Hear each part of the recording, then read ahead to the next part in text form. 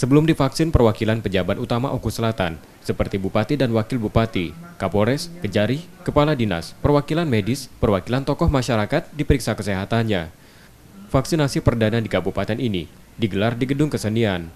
Dari screening beberapa pejabat utama yang tidak dapat divaksin diantaranya Bupati dan Wakil Bupati, Kepala Dinas Kominfo, dan Kepala Dinas Pendidikan, karena tidak memenuhi syarat vaksin. Kapolres Oku Selatan AKBP Zulkarnain Harahap menjadi orang pertama disuntik vaksin.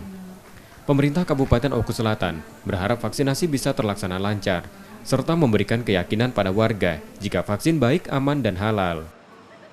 Kita harapkan di tahap pertama ini, vaksinasi untuk COVID-19 bagi tenaga kesehatan Oku Selatan dapat berjalan dengan lancar.